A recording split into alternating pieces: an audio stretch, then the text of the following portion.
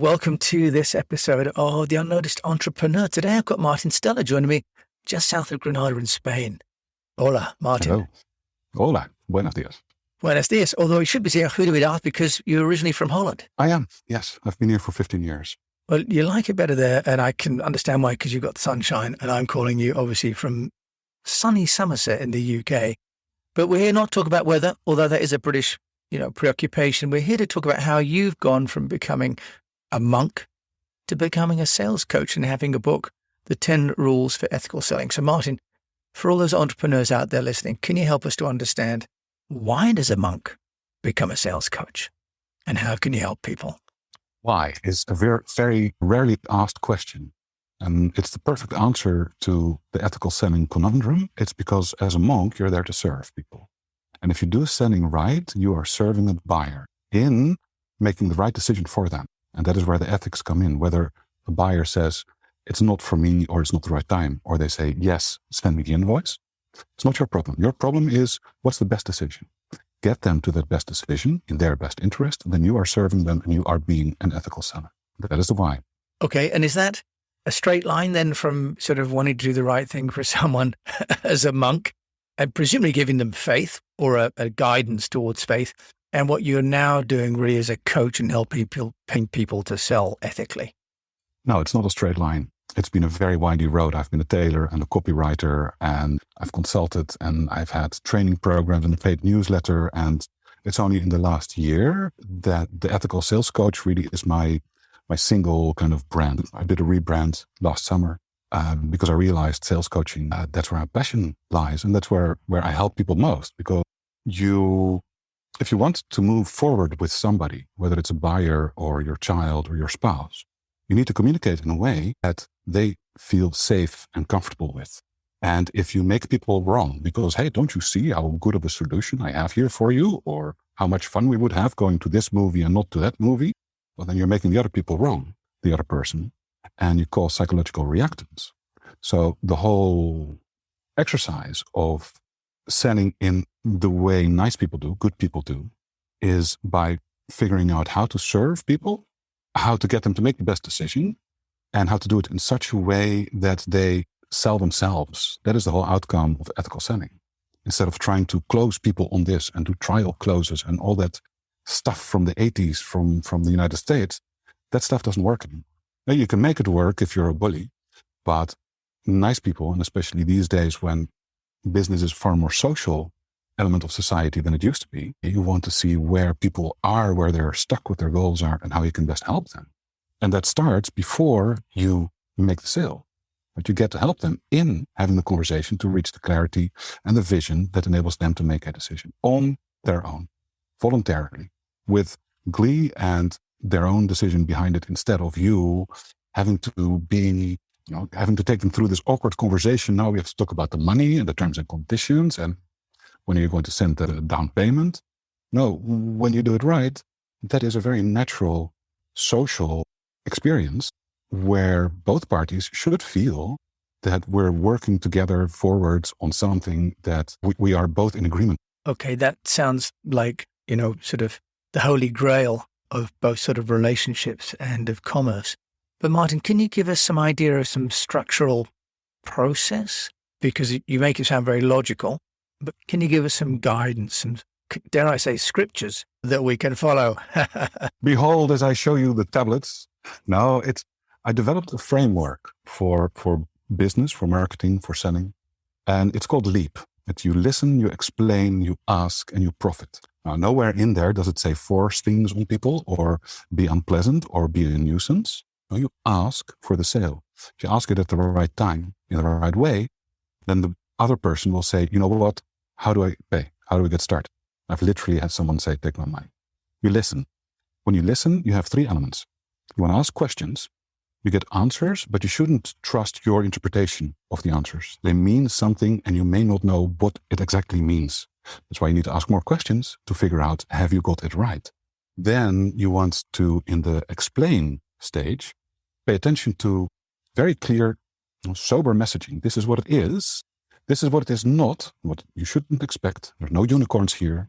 This is who it is for and not for. Those are the three elements of explaining. When you do that right, you earn their trust and permission so that you can go into the enrollment conversation. That's where you're asking. Where sales is enrollment, where you have the word no, which you should welcome and seek out, so that you hand that person their veto, their right to veto and their autonomy, and they feel safe and they feel that you're not taking advantage of them. And then there's the final pillar, which is the open. It's not that you close a sale, it's that you open a new phase in the relationship with that person. When they buy, they open a new phase in their life. So it is an invitation where you say, this is what the deal looks like. You've heard the ins, the outs, what's in the tin, what's not in the tin. You've heard the criteria that makes you able to decide whether it's for you or not for you. What do you think? Should we do this or not? And then when they buy, that whole thing, you close the sale, but things open. And if you do that right, then ultimately you profit. So that is the framework that I have, this listen, explain, ask, and profit. Martin, that's really nice. I love the way also that you flip it from being closing a sale to opening a new relationship, because close is inherently negative, isn't it? And brings a lot of stress actually to both sides. Yeah, and that is the whole thing, right? You are sitting there feeling all kinds of conflicted and awkward about having to be in a seller position because you just want to do your work and make this person happy and solve their problem. And you're not the only one who's feeling awkward, because here is a buyer who has a budget, but they also have a problem and their budget is limited and they've tried things before and it didn't work. And they're talking to a buyer and they don't know how this buyer is to a seller. They don't know how this seller is going to try to wrangle them into a sale. So the buyer on their side has all kinds of awkward, stressful, conflicting, tense notions that they need to grapple. And if you make it about them instead of about your own feeling awkward, then they feel safe and they engage in a dialogue where you find out at constantly deeper levels what actually is the thing that means that they should buy or shouldn't buy. And if you then couple that with looking for a no and asking for a no, very deliberately, explicitly making it clear that you are in control here. I'm controlling the conversation. That is my role as a steward over this process. But you are the one who makes the decision, not me. Then the buyer enrolls themselves. So you've talked about the questions that you're asking on the listening. Can you give us some guidance? Is it a structured set of questions? Is there an order or a sequence? No, not in the way I teach it. I consider a sales process very similar to coaching, where based on the flow of the conversation and the needs and objections that arise, you need to be agile and adapt to where that person is at so that you can provide the best jumping off points and the best questions that help them develop clarity. But what you need to remember is that if there's no vision and clarity on what is the best idea, this person won't make a decision or they'll make the wrong decision. So you want to look for the questions that facilitate their development of better clarity in how impactful a purchase would be, or in why a purchase at this time might be the wrong decision, or why it should be a different package, a bigger one or a smaller one. So there's no structure as such. I have a whole list of questions that you can use. One of the questions that I teach people to ask themselves is, why should you not work with this person? What signals are there that tell you this is not ideal for them, or perhaps for you? And a question to ask the buyer is why this should be a no. So you don't ask them the reasons why they should buy this thing, because then they just feel like they're being manipulated. You can ask a buyer, that's only one of many questions, why actually this would be a bad idea. And really interesting things happen when you start flipping things around. When you give somebody their full autonomy and say, okay, tell me that this is the wrong idea for you, but we can do it like this at that price point. You ask a question like that, and you get a very strange, useful, interesting dynamic where somebody really appreciates you, so that even if they don't buy, they end up feeling respected. They feel, I liked that. I'll talk to you again, which is the beautiful, perfect setup for a follow-up later on. So does this lead us to your point about looking for a no? Because that's also an interesting idea, that you're really asking them to give you their objections, which of course, historically, the main training is to try and overcome objections, isn't it? Are you suggesting that we're just looking for objections to overcome, or we're doing something different, Martin? No, we're looking for objections in order to validate the other person's world, to tell them that, it's okay to be concerned about this. And it's absolutely right that this is a high price, or that it is a big decision, or that it's a long-term project, or that it will take. Yeah, indeed, you're right. When a buyer has an objection, They might be mistaken, but they're not wrong, because in their world, they're making perfect sense. So if you go and try and overcome an objection, you're making the other person feel wronged or feel wrong. Instead, if you tell them, you're right, it's not a problem, let's talk about this, then they are validated, and you can then have a conversation about whether they are mistaken or not, or whether or not the objection can be alleviated. You want to have a conversation about those objections, not bulldoze over. Martin, you talk about the ask. That's often when people find it hardest. It's the moment of potential rejection. Any words of sort of guidance or wisdom in that moment of truth? Give that person the veto, the right to veto, and give them control. So when you're selling, you have a responsibility, a moral and ethical duty to be a good steward over the process and the outcome of the other person. When you then get to the point that you need to ask what they think or what they want or whether it should be a deal or not, one of the best ways to do it is to hand back that control to them and say, right, so we've looked at the problem, the implications and the cost of the problem, the ramifications are such and such, and we've looked at how this program under those conditions and at this price can solve it. And they go, yeah. They're expecting you to go, well, sign here. And then you say, so where do you think we should go from here? So you give them control. You let them tell you what should be the next step. Or you ask them, what do you think should be our next step here? Okay, that's a really interesting way of doing it, is trying to close, but leaving the door open for them to leave the room if they want to. Yeah, of course. Or to give you guidance. Yeah, look, if somebody is too conflicted or doubtful or has whatever reason there may be for not buying right now, the best thing that you can have is an open door after they've left. And if you've made them feel wrong, if you've tried to push them, if you've tried things that are manipulative, you showing up later on means that, oh, there is that seller again. Whereas if somebody says, well, it sounds good, but I don't think I should do it right now. And your reply is, fantastic. Thank you. I'm really happy that you made a decision. And I think you're making the right decision. Let's continue talking later on in the year. And they go, yeah, sure. Okay. You then show up a few months later. You say, what about that conversation? Should we pick it up again? Or you ask for a no. You say, would it be a bad idea to pick up that conversation again? No, it's not a bad idea necessarily. When that message arrives, because you've left everything in a very good and respectful state, they're going to be at least open to reading your message and probably responding and even taking a meeting with you. Okay, Martin, this sort of program I can see lends itself to what might be kind of large-scale industrial consultative selling. What about if you are selling online, for example? Let's say you've got sales agents chatting with customers using bots, for example. How does Leap work in a different kind of a context? Like a dream, like a charm. Why would it be different between a solo trader, corporate, sales reps in SaaS, support staff? You're a person with a solution, and you're talking to a person who has a need for a solution, who has a problem, and they're looking to make the right decision. And they're asking you for help in making the decision. There's no difference between one-to-many or through a chat app or with a whole sales team and Salesforce CRM software behind you. You're two people. You want to move forward together. How are you going to do that? Well, let's do it side by side. You know what Ian Oldman calls same-side selling. That's where you're sitting at the same side of the table looking at this thing and how do we solve this? Instead of there's a me here and there's a you there and now we have to have this back and forth. No, you're just sitting having a chat with somebody trying to figure out what's best for them. It doesn't matter where or how. Right. So really you are, as David Meister used to call it, the trusted advisor role. Okay. Yeah. So would that have then implications if you've got, let's say, decision trees in your AI bots? Would that then have implications for the kind of questions that you're asking? Because at the moment, they're very much a funnel, those bots, aren't they? They're taking me to A, B, go there, B, C, go there. Martin, if people are using bots, any guidance for them on the sort of questions they might need to ask? Not so specifically, because I've never worked an AI bot around my framework yet.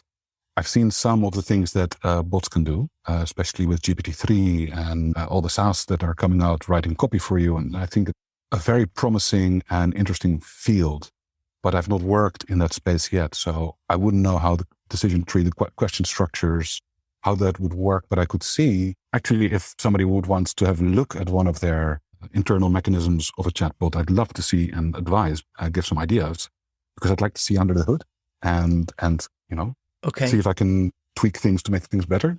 Yeah, because I interviewed some people from a company called Anthrolytics, and they have empathetic bots. So it sounds like you've got the approach and the content, and they've got some of the technology. So interested in the intersection of how that can work. Martin, you yourself, you've gone from, monk to tailor to consultant, copywriter. How are you getting yourself noticed as well as an entrepreneur? I produce a lot of content. I write an article every day. It goes to my list. It goes onto Twitter. I've experimented with content campaigns where there's also videos. I've kind of stopped that for the time being, but mostly it's content. Content creation is really my thing. And if you do it right, you can send people every day and they will thank you for it. Really? So you're an inbound marketing advocate in that sense? Yes, in that sense, yes. But I also sometimes do outreach campaigns where I will get a database and filter through it and look for people who might be a candidate, and I send them a stone cold outreach. And again, if you do it right, they will say, "That is so lovely. Thank you for the cold pitch."